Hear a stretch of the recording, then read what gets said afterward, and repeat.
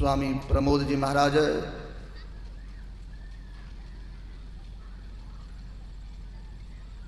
पूज्य स्वामी सत्यप्रकाश जी महाराज, स्वामी जय कुमार बाबा, स्वामी सनातन जी महाराज एवं समस्त पूज्य संत महात्मागण, आदरणीय धर्म प्रेमी सज्जनों, आदरणीय माताओं एवं भक्तिमती बहनों, हम लोग रूप, स्वरूप और स्वरूप, ये तीन बात है। रूप कहते हैं किसी की छवि को, जैसे भगवान राम की मूर्ति देखते हैं, तस्वीर देखते हैं, तो ये भी उनका रूप है। जिस समय भगवान श्री राम थे शरीर में, उस रूप में थे, तो उस समय जो लोग देखते थे तो स्वरूप कहते थे, उनके रूप के साथ उनको देखा। लेकिन रूप के साथ देखने के बाद भी लोग भ्रमित हो जाते थे। बहुतों को भ्रम हुआ, भगवान श्री कृष्ण को देखा, भगवान श्री राम को देखा, लेकिन उस समय भी लोगों को भ्रम हुआ। उस समय भी जो साधना किए थे, जिनकी आत्मदृष्टि खुल गई थी, वैसे महापुरुष उस समय भी भगवान राम को देखे, भगवान श्री कृष्ण को देखे, तो उनके स्वरूप को उन्होंने जाना। बड़ा सुंदर प्रसंग है। भगवान श्री राम जब वाल्मीकि मुनि के आश्रम में गए थे, तो वाल्मीकि मुनि से भगवान श्री राम ने पूछा था कि महाराज, मैं 14 वर्ष तक जंगल में रहना चाहता हूँ, आप मुझे कोई वैसा एकांत जगह बतला दें जहाँ मैं कुटिया बना करके निवास करूँ। तो वाल्मीकि जी महाराज वैसे महापुरुष थे, उनको आत्मदृष्टि प्राप्त था। वे भगवान के सही स्वरूप को जानते थे, इसीलिए वो कहने में उनको संकोच हो गया, जो भगवान कहाँ पर हैं, कहाँ पर नहीं हैं। जब भगवान सब जगह हैं तो कौन सा जगह उनको रहने के लिए बतलाया जाए। तो वाल्मीकि जी महाराज स्वयं भगवान से ही पूछ बैठते हैं, प्रभु मुझे पूछने में जरा संकोच हो रहा है, आप कहाँ नहीं हैं, वह जगह आप हमको बतला दीजिए, तब मैं आपको वह जगह बतलाऊंगा जो आपसे रिक्त है, खाली है। तो भगवान चुप हो गए। भगवान समझ गए इन्होंने हमें पहचान लिया। तो जो पहचान लेते हैं तो फिर कहना ही क्या। राम स्वरूप तुम्हार, वचन अगोचर बुद्धि पर, अविगत अकथ अपार, नेति नेति नित निगम कहा। हे राम, आपका स्वरूप क्या है? राम स्वरूप तुम्हार क्या है? तो वचन अगोचर बुद्धि पर, मन वाणी से अगम अगोचर। हे प्रभु राम, आपका जो स्वरूप है, इस मन वाणी से उसका वर्णन नहीं किया जा सकता है।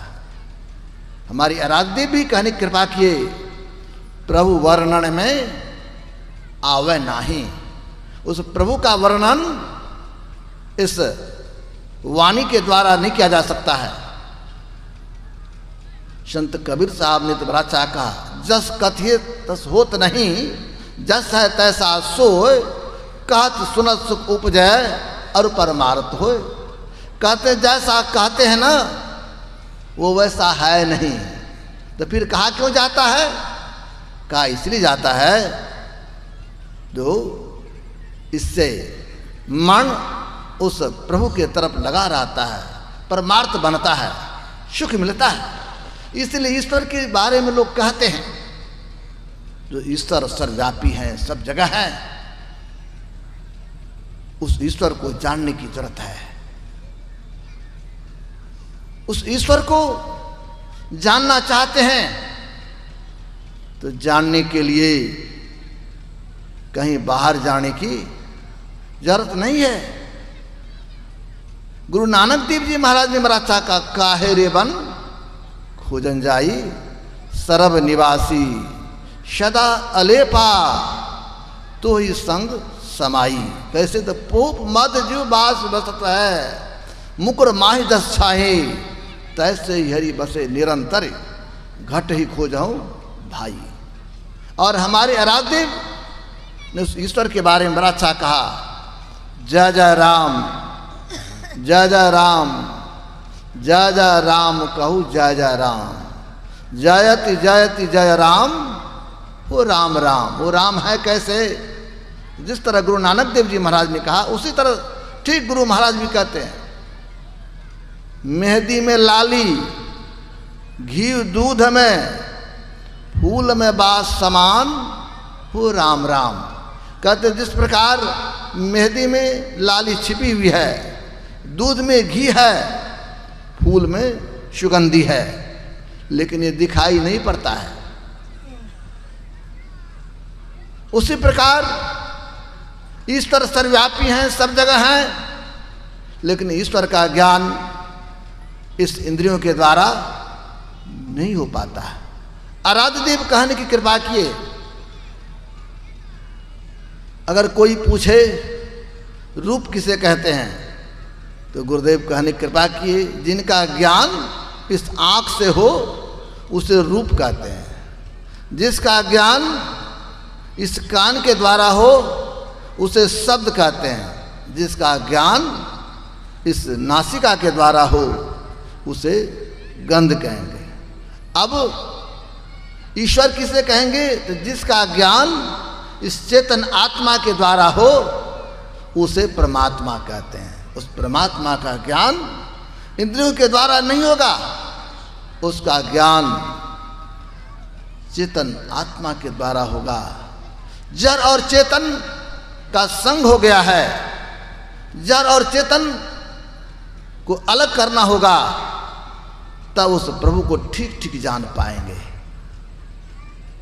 संतों ने कहा जिस प्रकार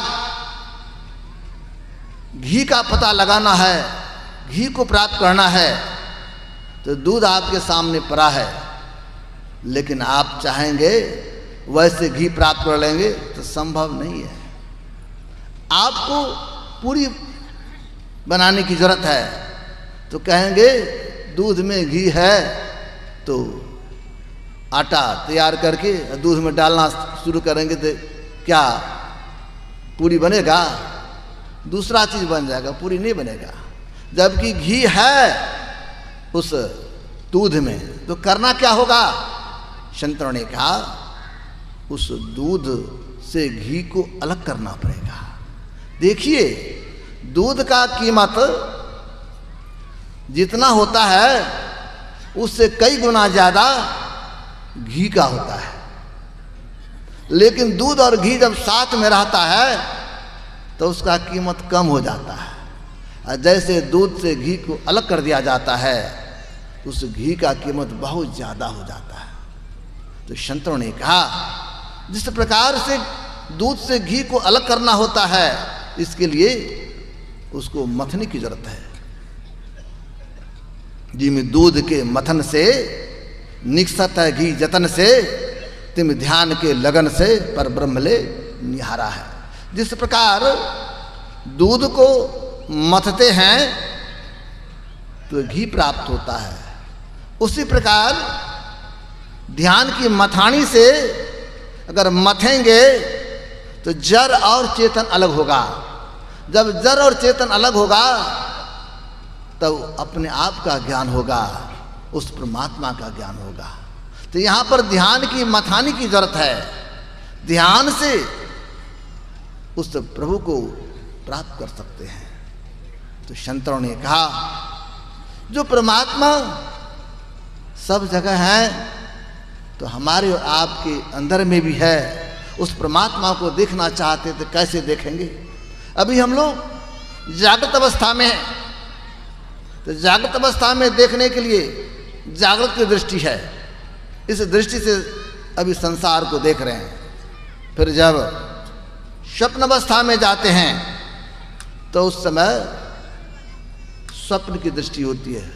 स्वप्न अवस्था में भी लोग देखते हैं, ये आंख नहीं है, ये आंख तो बंद है, लेकिन सोए हुए भी स्वप्न अवस्था में रहते हैं तो बहुत दृश्य को देखते हैं। एक दृष्टि होती है जिसको मानस दृष्टि कहा गया है। वो मानस दृष्टि क्या है? जब हम आंख बंद कर भी लेते हैं या वहाँ कहीं बैठे हुए हैं तो किसी बात का जब चिंतन करते हैं, मनन करते हैं, उस रूप को देखने लगते हैं। जिस प्रकार अभी आप यहाँ पर बैठे हैं, आप अपने घर में कहीं कुछ वस्तु को रखे हैं तो यहाँ से ख्याल करेंगे ना तो उस वस्तु को देखने लगेंगे। वो कौन सा दृष्टि है? संतों ने कहा वह मानस दृष्टि। और एक दृष्टि और होती है जिसको कहा गया दिव्य दृष्टि। वो दिव्य दृष्टि के द्वारा प्रभु के दिव्य विभूति को देखा जा सकता है। महाभारत के समय जब युद्ध चल रहा था तो संजय को दिव्य दृष्टि प्रदान किया गया था। उसके माध्यम से वो देखा, युद्ध के प्रत्येक लीला को सुनाया। किनको? तो धृतराष्ट्र को सुनाता था। वो अंधे थे ना, महल में बैठा हुआ था लेकिन यहीं से देख करके सब बात कह रहा था। तो वह है दिव्य दृष्टि। संतों ने कहा जागृत की दृष्टि, स्वप्न की दृष्टि, मानस दृष्टि और दिव्य दृष्टि, इस चारों दृष्टि के द्वारा उस परमात्मा का ज्ञान नहीं होगा। उस परमात्मा को नहीं जान पाएंगे। तब क्या करना क्या होगा? तो इसके लिए पांचवी दृष्टि की जरूरत है। वो पांचवी दृष्टि क्या है? तो कहा आत्मदृष्टि है। आत्मदृष्टि के द्वारा ही परमात्मा का ज्ञान होगा। आत्मदृष्टि कैसे प्राप्त होगा? संतों ने कहा जब ये चारों दृष्टि बंद हो जाए, चारों दृष्टि काम करना बंद कर दे, तब आत्मदृष्टि खुलेगी। संत कबीर साहब ने भी कहा चाम चश्म सौ नजर न आवे, खोज रूह के नैना। कहते हैं इस चाम चश्म से प्रभु का ज्ञान नहीं होगा तो क्या करना होगा? रूह की नैना, आत्मदृष्टि को खोलने की जरूरत है। आत्मदृष्टि को प्राप्त करना चाहते हैं तो इसके लिए क्या करना होगा? संतों ने कहा ये जो जागृत की दृष्टि है, जागृत दृष्टि को भी बंद करना होगा। हमारे संतों ने कहा इस दृष्टि को बंद करें। गुरुदेव की वाणी में आया है, जो महर्षि वेदव्यास जी महाराज भी आंख बंद करके ध्यान करते थे। भगवान बुद्ध भी आंख बंद करके ध्यान करते थे। तो आंख बंद करना, जैसे आंख बंद कर दिए, लेकिन आंख तो बंद करते हैं लेकिन अंदर में वो जो जिसको मानस दृष्टि कहते हैं वो काम करते रहता है। तो आंख बंद करने की बात है। इसी को संतों ने कहा बंद कराए पलक पट को के बाहर में तुम मत भटको। इस पट को बंद करो। बाहर के दृष्टि को बंद करते हैं तो जैसे आंख बंद करते हैं, चाहे हिंदू हो, मुसलमान हो, सिख हो, बौद्ध हो, जैन हो, कोई भी हो, जब आंख बंद करते हैं अपने आप को अंधकार में पाते हैं। जो अंधकार में है, तो अंधकार क्या है? अज्ञानता की निशानी है। अंधकार में दुख होता है, अंधकार में कष्ट होता है। तो संतों ने कहा हम अंधकार में आ गए हैं। हम लोग उस परमात्मा के साथ थे, ईश्वर एक था, उनमें मौज हुई, कंप हुआ और कंप होने के बाद सृष्टि हो गई। तो हम लोग परमात्मा के साथ थे और वहां से अलग हो गए, निशब्द में, निशब्द से शब्द में, शब्द से प्रकाश, प्रकाश से अंधकार में आ गए हैं। और अंधकार में आ जाने के कारण उस परमात्मा को ठीक ठीक नहीं जान पा रहे हैं। संतों ने कहा अंधकार से निकलने की जरूरत है, और अंधकार से निकलने के लिए क्या करना होगा? तो संतों ने कहा वो जो परमात्मा सर्वव्यापी हैं, सब जगह हैं, परमात्मा से कोई जगह खाली नहीं है, उस परमात्मा को प्राप्त करना चाहते हैं, इसके लिए अपने अंदर में चलने की जरूरत है। तो परमात्मा के किसी भी विभूति रूप, किसी भी नाम का सहारा हम ले सकते हैं, लेकिन संतों ने कहा ये विविध जो नाम है या रूप है सहारा ले सकते हैं, लेकिन अगर गुरु प्रदत्त मंत्र हो, गुरु प्रदत्त नाम हो, उस नाम से विशेष लाभ होता है। इसीलिए उस परमात्मा को प्राप्त करना चाहते हैं तो परमात्मा की खोज अपने अंदर में करने के लिए क्या करना होगा? अपने इस पट को बंद करना होगा। और जैसे पट को बंद करते हैं तो अपने आप को अंधकार में पाते हैं, अपने आप को इस 14 इंद्रियों के संग में पाते हैं। अभी सुन रहे थे, इस इंद्रियों के द्वारा प्रभु का ज्ञान नहीं होगा, इसलिए इस इंद्रियों के संग से अपने आप को छुड़ाना होगा।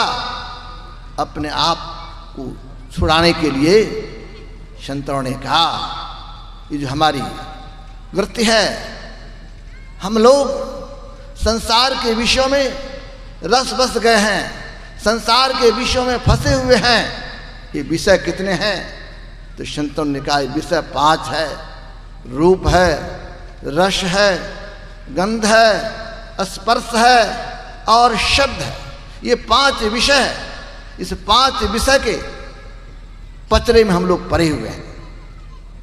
तो संतों ने कहा इस विषय से अपने आप को अलग करने की जरूरत है। लेकिन गुरुदेव कहा करते थे जिस प्रकार कोई व्यक्ति जल में हो तो जल से निकलना चाहता हो तो सहारा किसका लेना होगा?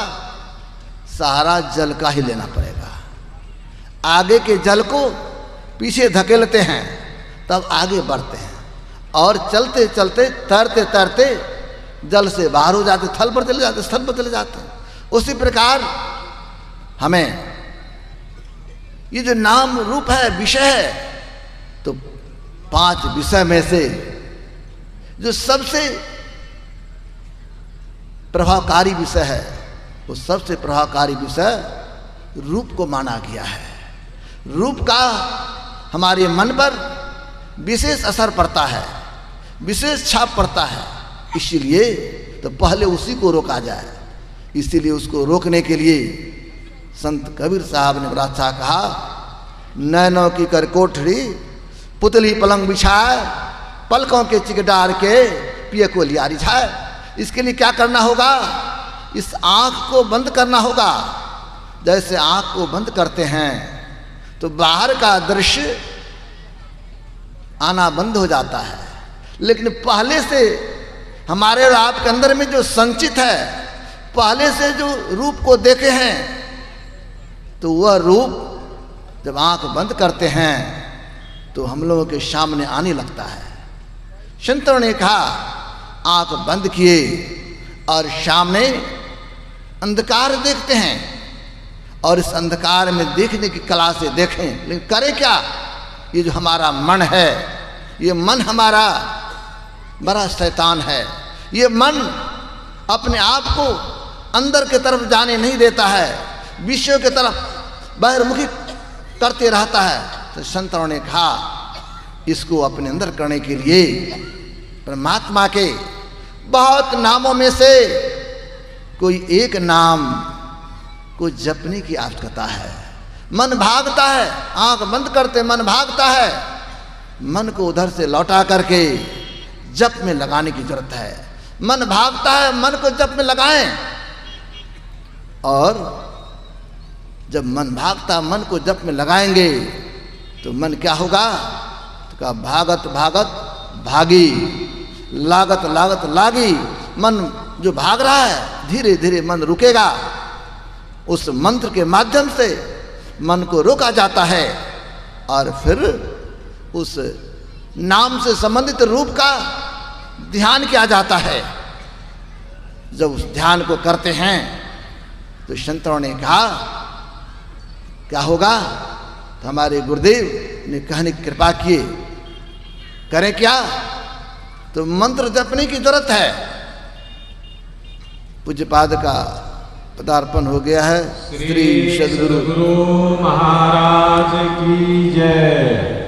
श्री सद्गुरु महाराज की जय। श्री सद्गुरु महाराज की जय। श्री सद्गुरु महाराज की जय। श्री सद्गुरु महाराज की जय। श्री सद्गुरु महाराज की जय। श्री सद्गुरु महाराज की जय। श्री सद्गुरु महाराज की जय। श्री सद्गुरु महाराज की जय। श्री सद्गुरु महाराज की जय। श्री सद्गुरु महाराज की जय। जन जन के मन को प्रमुदित करने वाले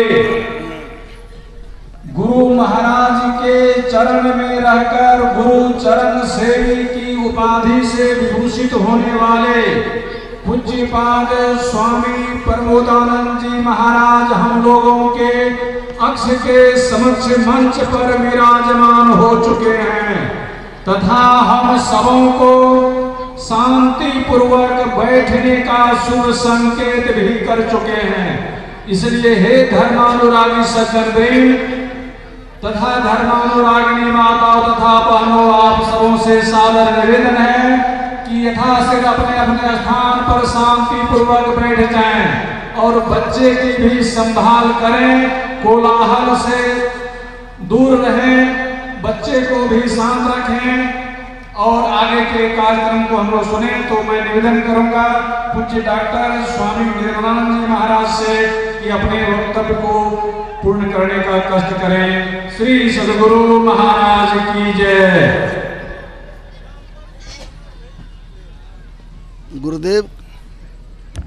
गुरुदेव की वाणी है, शतगुरु शतगुरु नितहि पुकारत, छीजत पाप समूह रहे, सतगुरु रूप हिय में धारत, काम क्रोध मद लोभ दह। ठीक ठीक जप करेंगे तो जप करने से हमारे अंदर के पाप का शमन होने लगता है, अंतःकरण शुद्ध होने लगता है। मतलब जो ठीक ठीक मानस जप करते हैं तो उनका मानस ध्यान भी ठीक ठीक होने लगता है।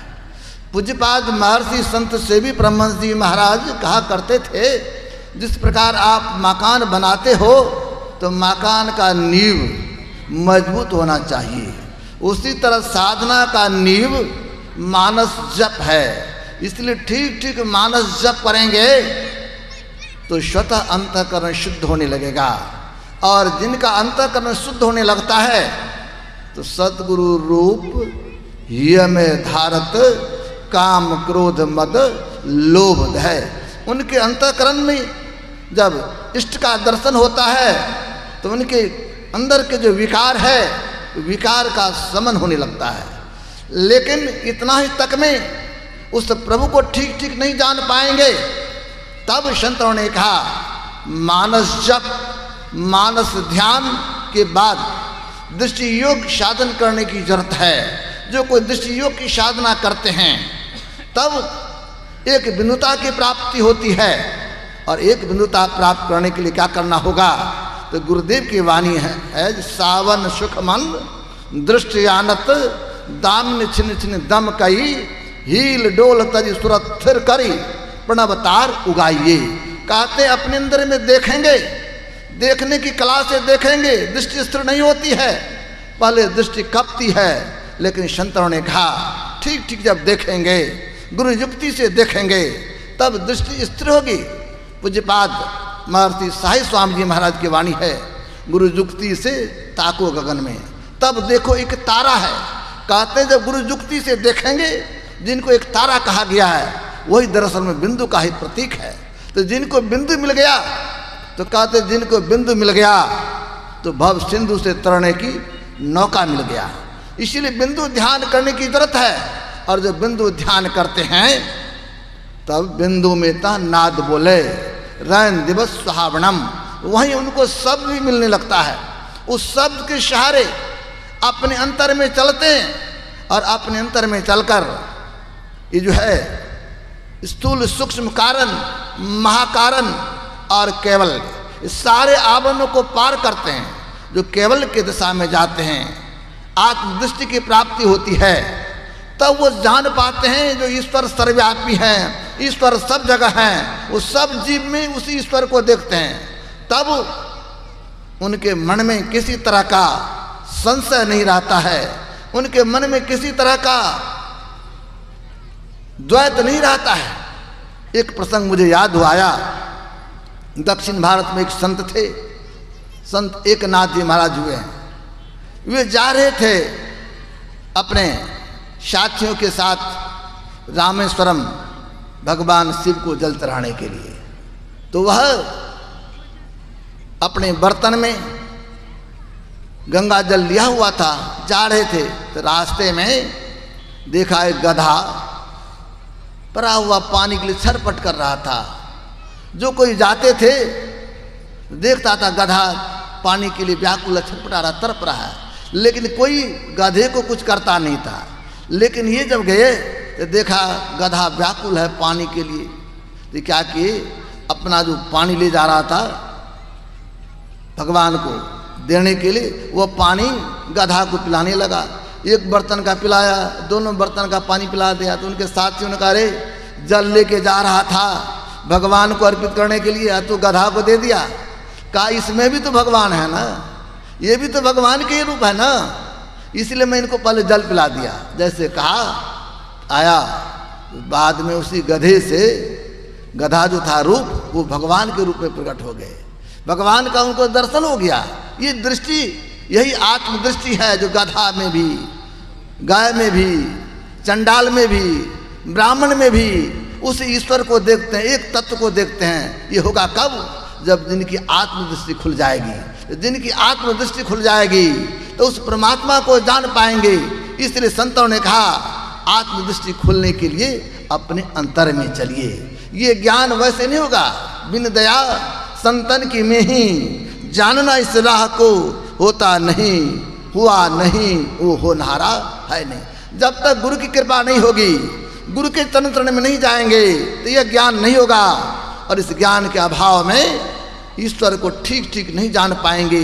जो अपने अंतर में चलकर ईश्वर का साक्षात्कार कर लिया है, वे ईश्वर के स्वरूप को ठीक ठीक समझते हैं और उसके अंदर से सारे द्वेष की भावना, द्वैत की भावना मिट जाती है। और उनके जीवन में गोस्वामी जी महाराज की वाणी चरितार्थ होता है, जिस्या राम मैं सब जग जानी करो प्रणाम जोरी जुग पानी।